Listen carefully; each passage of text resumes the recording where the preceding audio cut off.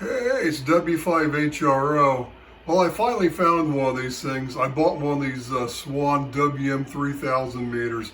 These things are kind of hard to find in really good condition. I mean, there's a lot of them out there. They made a zillion of them. Well, this is the one though they made the least number of the 2000s were the really popular ones. But this was one of the first peak reading meters. And what's funny is look what they have here on the switch, SSB and RMS. Even know what that faux pas or whatever you want to call it, if I even know what faux pas means, but these have been reportedly one of the most accurate meters that was made for the amateur market. It really was. I've heard people swear, said these things are pretty accurate to scales. If you calibrate them, said everything, they're probably way more accurate than these big floppy piece of junk MFJs that I've got. But anyway, I bought this primarily because when I get my this back over here, and anybody watched my last video that I posted for about my new ham shack, was it video number 10 or something, or 9 or 10? What was it, 9 maybe? Something like that.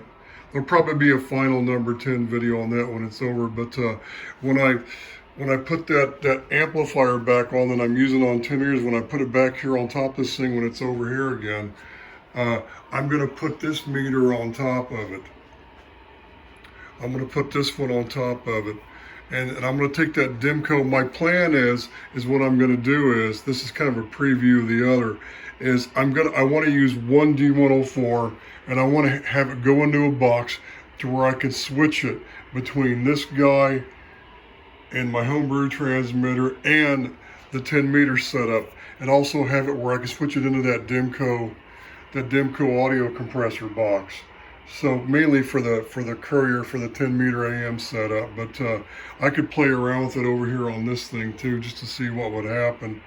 Probably overdrive the 6SJ7 too, but these are great meters.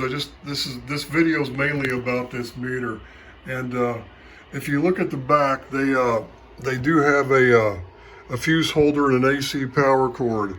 Because I think when you switch it to SSB, basically what this is, SSB means peak and RMS means average. That's what it is. It's average and peak, you know. Yeah, that's why a lot of people call RMS and average the same thing. Essentially, people think, that's just the way they think on this. It's the way I always thought too. I always considered it RMS. There are ways to accurately measure RMS power, but you know, then you'd have to make the adjustment to get it to read accurate. So anyway, it'd be a little bit tricky, but it can be done.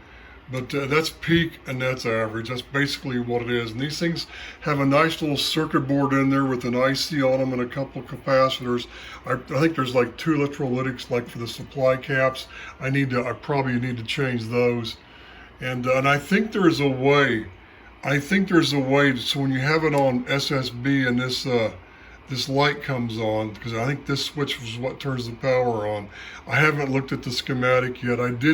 This came in the original box with the paperwork, with the little, you know, thing you unfold, and it's like, you know, 2 pages of it tells you what to do.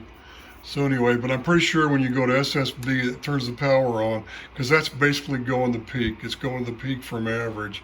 I could probably make it to where there's probably a way I could take the meter off, and there's a way to probably, you know, if it's just plastic, you can actually drill some small holes where you can stick a couple LED lights through the bottom, and just ordinary lights, like for, you know, this type of meter, you know, the incandescent, because I wouldn't want anything that's going to interfere with anything.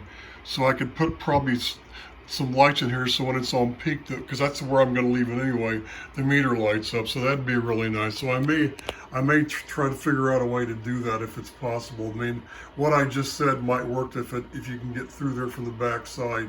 You may have to drill through the metal too, also, not just the meter. But it'd be nice to have two lights right behind this black part, so the bulbs are hidden, so when they light up, it just lights the meter up. So anyway, so the Swan WM-3000, when I take the lid off the thing, this thing's pretty much mint, you know. It's not, all I got to do is I just need to clean this up, you know, put some of that Armor All on it, some of that satin, you know, and it's going to look nice. Might even be able just to wax this too, who knows, and shine it up. I've done that before. The only problem is it kind of puts a little bit of a shine on this wrinkle type finish. This paint job on this is okay. I can buff out these lighter marks on it. Those will come out. And when I shine this up, those will probably buff right out of there. It's probably going to make the whole thing a little shiny, but so what? I can make it to where the paint looks flawless. So anyway, that's what I got. Here's a Swan WM-3000, one of the original peak reading meters, and they have SSB for peak and RMS for average. 73s. This is W5HRO.